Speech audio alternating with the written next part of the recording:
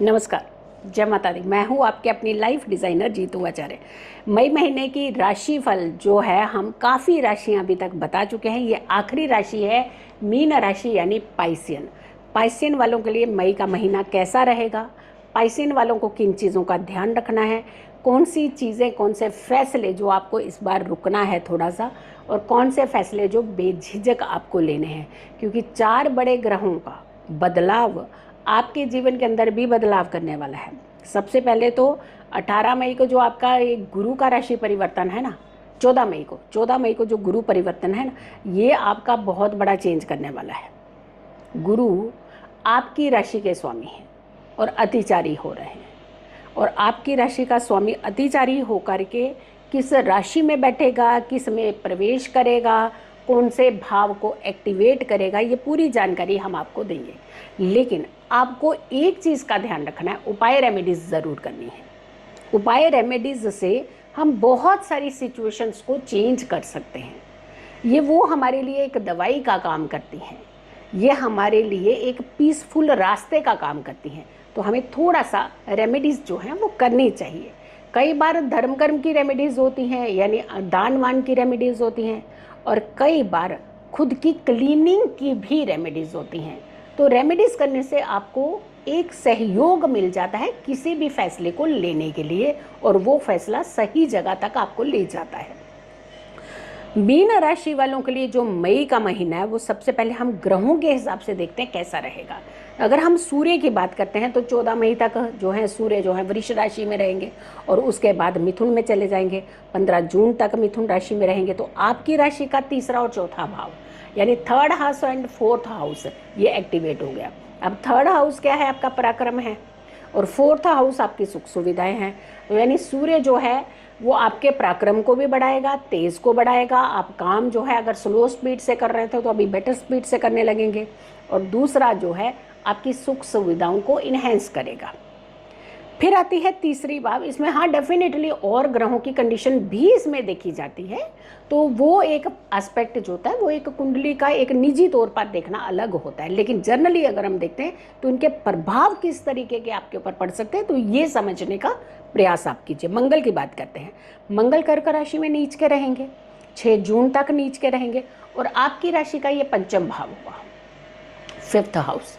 Friend circle के साथ नीच का प्लेनेट फ्रेंड सर्कल के भाव में बैठेगा। तो यहाँ पे क्या होगा आपके साथ, जो फ्रेंड सर्कल में छोटा मोटा डिस्प्यूट जैसे कहते हैं ना, अननेसेसरली का एक दूसरे के प्रति जैसे वो ईर्ष्या जाग गई, या फिर आपने कुछ भी सोच लिया, किसी ने कुछ कहा, बात आप तक कुछ और पहुंची, डिस्प्यूट लेवल बढ़ गया। यानी एक तरह का आपके और आपके फ्रेंड्स के बीच में एक तनातनी वाला माहौल जो है वो रह सकता है कुछ समय। कोशिश कीजिएगा कि अगर कोई ऐसी बात हो रही है, बहुत अच्छे फ्रेंड हैं आपका, बहुत समय आपने अपने जीवन का साथ में बिताया है, तो अगर कोई कन्फ्यूजन, कोई गलती है तो उसे क्लियर कर लेना बेटर होता है। लेकिन कई बार ऐसा भी होता है कि आप तो क्लियर करने गए हैं, लेकिन सामने वाला का देखा अब ये ना क्लियर करने भी आ गए, हमें इसकी परवाह नहीं थी, हमें ये नहीं। तो ऐसी भी कई बार सिचुएशन, तो देख लीजिएगा माहौल देख करके, अगर क्लियर करना चाहते हैं करिए, नहीं तो शांति रख लीजिए। थोड़ा समय बीत जाएगा तो अपने आप चीज़ें जो हैं वो ठीक होने लगती हैं। बुध की बात करते हैं, जो कि आपकी राशि के लिए बुध जो है वो दूसरे भाव में जो है वो प्लेस्ड होंगे, यानी आपकी राशि का वो दूसरा भाव होगा। लेकिन बुध जो है 6 मई से 23 मई तक मेष राशि में रहने वाले हैं। तो आपकी राशि का 2nd हाउस हो गया, कालपुरुष की कुंडली का प्रथम भाव होता है वो। तो यहाँ पर द्वितीय भाव का जो बुध होता है ये धन तो आपको दिलाएगा, ये सोर्सेस तो आपके लिए धन के बनाएगा। तो आपको कोई भी अपॉर्चुनिटीज ना इस बार अपने हाथ से नहीं जाने देनी है, आपको ग्रैब कर लेनी है। जो कोई काम मिले एकदम से आपने उस काम को करने का प्रयास करना है, आपको फ़ायदा भी होगा और आपका एक रिकग्निशन जो है वो बहुत अच्छा चेंज होगा। गुरु की बात करते हैं, जुपिटर की बात करते हैं, तो 14 मई से मिथुन में जाकर के जुपिटर बैठेंगे, जो आपकी राशि का 4th हाउस रहेगा। अब गुरु 4th हाउस में सुख सुविधाओं के हाउस में बैठेगा और फास्ट मूवमेंट में जाकर के बैठेगा अतिचारी होकर के। तो अतिचारी होना इसका थोड़ा सा अच्छा नहीं माना जा रहा है, लेकिन अगर हम सुख सुविधाओं की तरफ देखते हैं तो वहाँ आपको फ़ायदा दे सकते हैं जल्दी से। जैसे मान लीजिए आप कोई प्रॉपर्टी खरीदने वाले थे, तो सडनली आपके पास कोई प्रॉपर्टी का बहुत अच्छा ऑफर आ गया, आपने क्या किया, उस समय लिया ही नहीं। तो अब नहीं लेंगे, ऑफर नहीं लेंगे तो डेफिनेटली फिर वो हाथ से निकल गया ना। तो निकाला किसने, आपने। यानी क्विक डिसीजन की यहाँ पे आपको ज़रूरत होगी।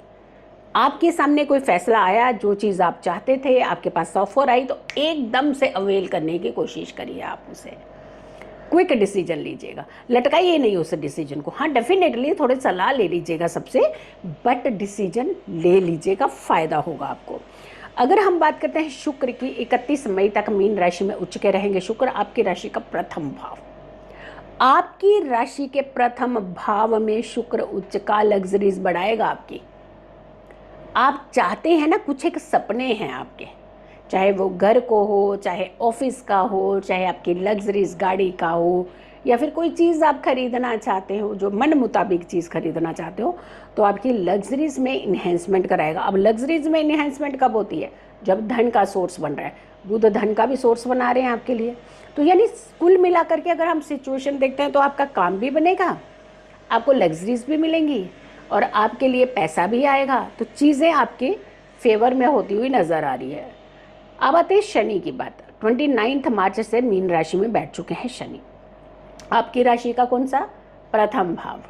हाँ, थोड़ा सा आलस पैदा करेगा ये। यानी कई बार क्या होता है ना, शनि शनि बोलते हैं ना इसको, बहुत धीरे धीरे चलने वाला प्लेनेट, ये थोड़ा सा आलस करता है। अगर देखता है तो कुछ और चीज़ों की प्रॉब्लम करता है, लेकिन जब बैठता है ना जहाँ पे, तो मध्यम गति का प्लेनेट अगर आपकी राशि में बैठ रहा है, तो थोड़ा सा आपको लेथार्जी कर देगा, आलस करने लगेंगे। अब आलस करने लगेंगे तो फिर निकल जाएगा ना हाथ से सारी अपॉर्चुनिटीज़। तो आलस छोड़ने का तो प्रयास आप कर सकते हैं, यही उपाय है कि आपने आलस छोड़ना है इस बार। नहीं, इसके अलावा भी उपाय हैं, बट हाँ, उपाय से पहले हम आपको बता दें कि आपने वीडियो ज़रूर शेयर करनी है, हर एक व्यक्ति तक आपने ये वीडियो ज़रूर पहुंचानी है। राहु की बात करते हैं। 18 मई तक राहु जो है, जो 18 मई से जो राहु का राशि परिवर्तन है, वो जाकर के बैठ जाएंगे वो कुंभ राशि में, क्योंकि मीन राशि में आपकी राशि में चल रहे थे, आपकी राशि से निकल जाएंगे। जो अभी तक भटक रहे थे ना, जो आप डिसीजन मेकर नहीं बन पा रहे थे कि डिसीजन लेना है, डिसीजन लेना नहीं ले पा रहे थे ना, अब ले पाएंगे आप डिसीजन। अब आप गुमराह नहीं होंगे किसी की बातों में, अब आपके कुछ फर्म डिसीजन होंगे।